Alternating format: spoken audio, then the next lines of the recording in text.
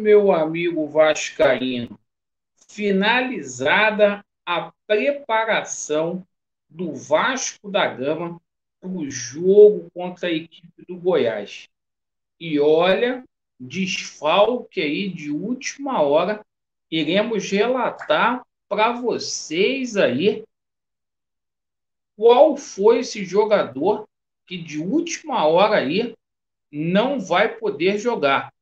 E o seguinte, a gente vai falar aqui também sobre a situação envolvendo aí reforços, perfeito.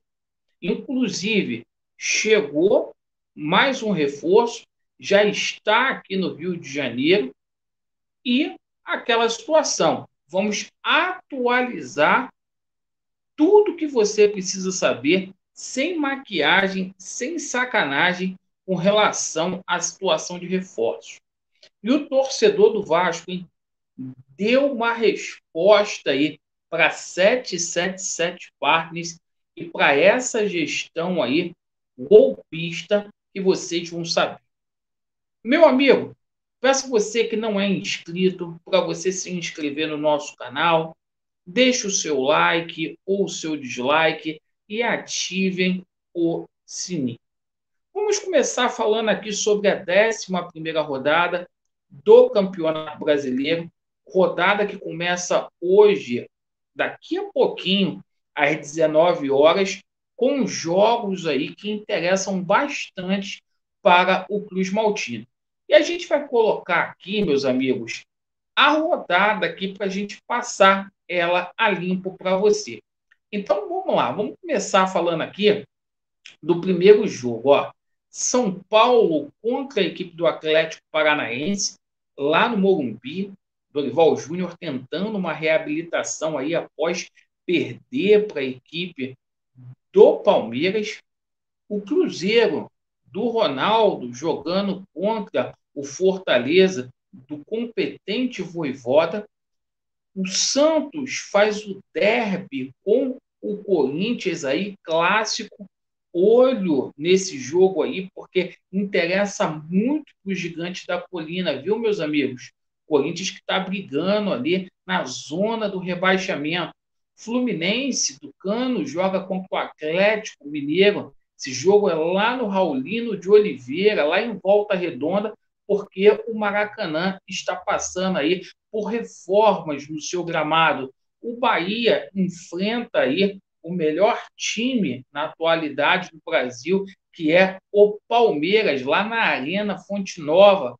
O Grêmio do Luizito Soares pega aí o América Mineiro, né? Isso já na quinta-feira. O Vasco, que é o pior mandante, faz aí o jogo contra o pior visitante, que é a equipe do Goiás.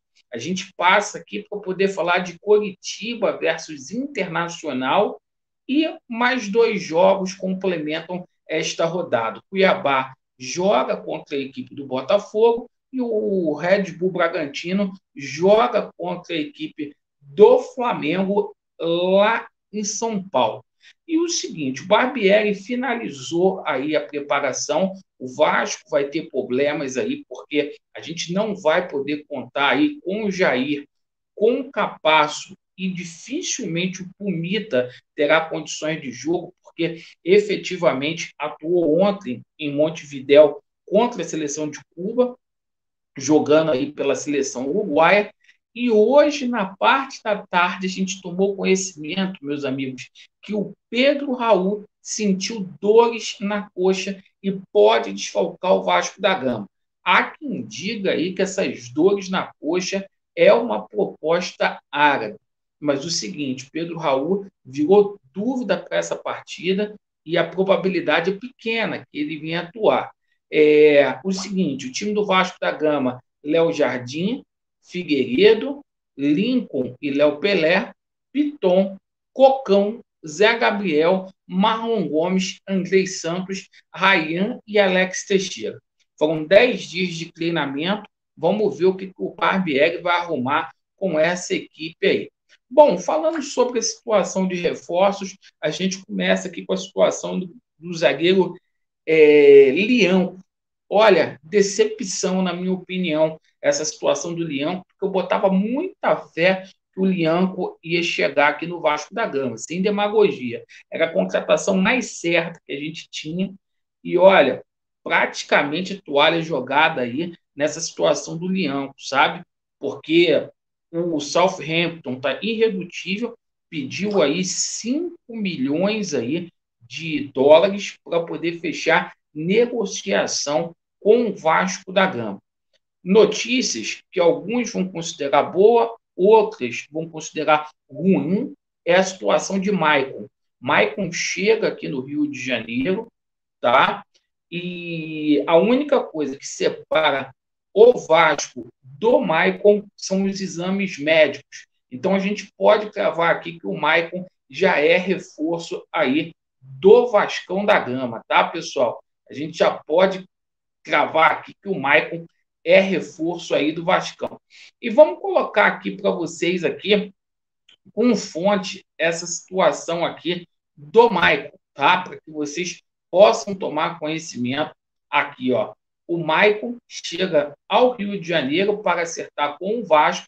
A proposta aí do Vasco da Gama é um contrato aí de apenas 6 meses. Se ele atingir as metas aí, efetivamente vai ter o contrato estendido por mais um ano.